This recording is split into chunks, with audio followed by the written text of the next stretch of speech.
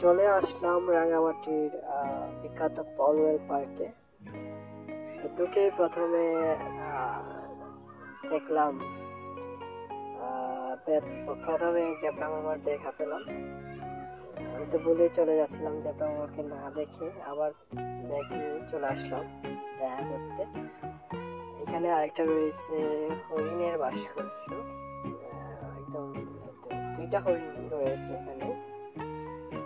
আর এখানে রয়েছে পেঙ্গুইনের একটা ভাস্কর্য, প্রজাপতির একটা ভাস্কর্য দেখছিলাম। এগুলো হচ্ছে কটেজ, আবাসিক হোটেল আর কি, অনেক এক্সপেন্সিভ এবং অসাধারণ সেগুলো।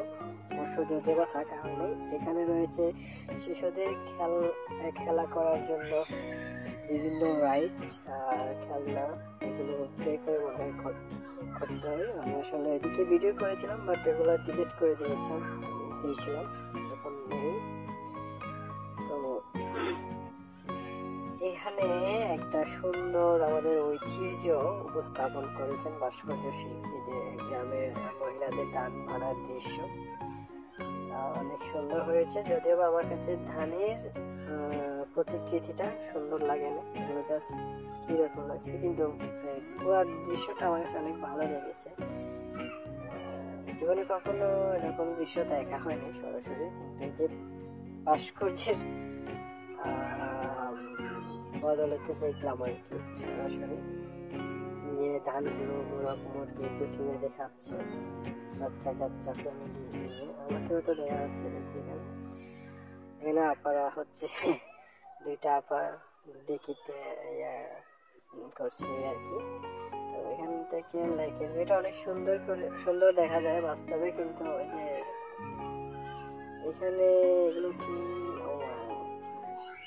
পাতিল আর কলসি মাটির, আসলে এগুলো মাটির না, এগুলো সিমেন্ট দিয়ে করা, তারা কুড়ের ঘর বানিয়েছে।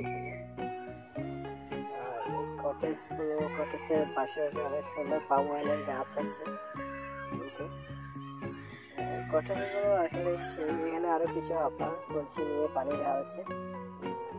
আসলে এখানকার ভাস্কর্যগুলো আমার কাছে অসাধারণ লেগেছিল, কিন্তু পানি ছিল না, কেন জানি কর্তৃপক্ষ আমার জন্য হয়তো পানিগুলো বন্ধ করে রেখেছে। এখানে পানিগুলো পাওয়া দেওয়া যায়, তো সেখানে প্রবেশ করতে হচ্ছে। এখানে আরেক সুন্দর একটা ভাস্কর্য, রাজহাঁসের কাহিনী এখানে ফুটিয়ে তোলা হয়েছে, একটা রাজহাঁস যুগলের। এখানে দেখি আরো বাস্তব মানুষ যুগলের দেখলাম। যাই হোক, আমি সিঙ্গেল ছিলাম। এখান থেকে ভিউটা অসাধারণ লাগে, কিন্তু ওই দুপুর বেলায় রোদ বেশি থাকার কারণে লেকের নীল কালারের যে একটা সিন থাকে অসাধারণ, ওইটা উঠে নেই, একটু অনেকটা আধার উঠছে। এখন ওদেরকে স্পেস দিয়ে আমি চলে যাচ্ছি নিচের দিকে, কি আছে আরো। সিঁড়িটা আসলে অনেক সুন্দর একটা ছিল, একটা বধির ব্যাপার ছিল সিঁড়ির মধ্যে, যেটা হয়তো বা ক্যামেরায় বোঝা যাচ্ছে না, আমার ক্যামেরাটা অতটা ভালো না। আর নামতে যেটা বলি, এখানে আসতে হলে আপনাকে প্রথমে রাঙামাটি বনরূপা বাজার নেমে ওইখান থেকে সিএনজিতে করে সোজা পলওয়েল পার্কে চলে আসতে পারবেন, অথবা লোকালেও আসতে পারবেন, রিজার্ভ সিএনজি নিয়েও আসতে পারবেন। লোকাল আসলে মনে হয় 15 টাকা, 15 টাকা নিয়েছিল, রিজার্ভ আসলে 70-80 টাকা বা 100 টাকা এরকম নেবে। এই তো চলে এলাম। আর একটা হচ্ছে, এটার নাম হচ্ছে একটা ফিশিং পয়েন্ট, এটাও পলওয়েল পার্কের ভিতরেই। 40 টাকার মধ্যে আপনারা অনেক কিছু এনজয় করতে পারবেন, ফিশিং পয়েন্ট দেখতে পারবেন, তারপরে আরো অনেকগুলো আছে, সেগুলো আস্তে আস্তে দেখাচ্ছি সবগুলো।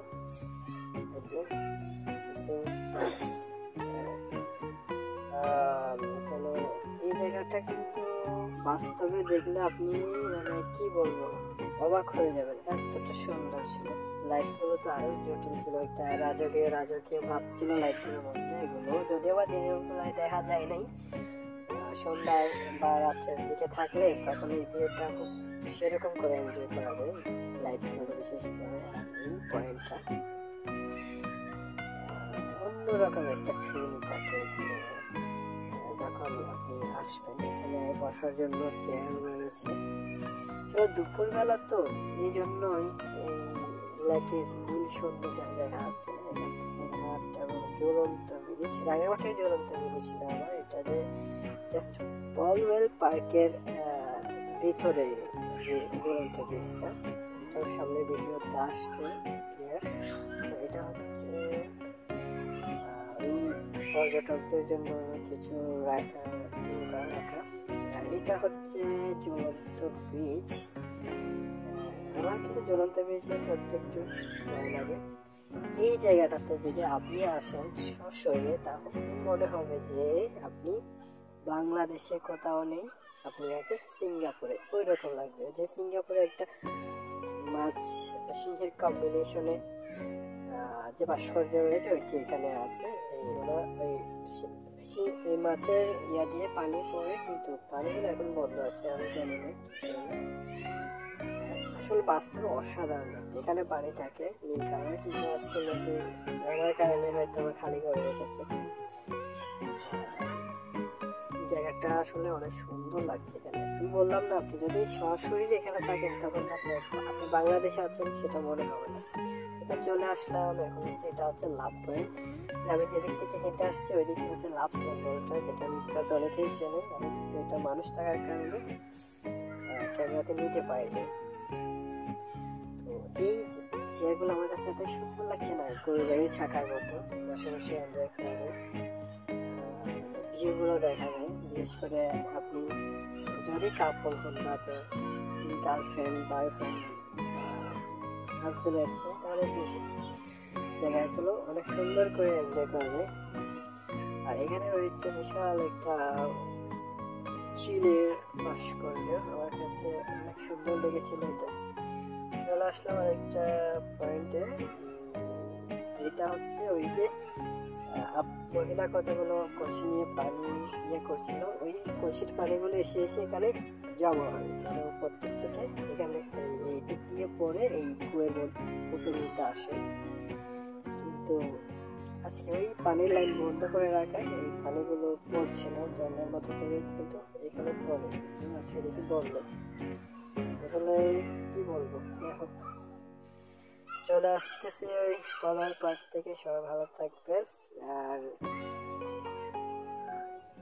আমার লাইক দিবেন, কমেন্ট দিবেন, এই আর কি।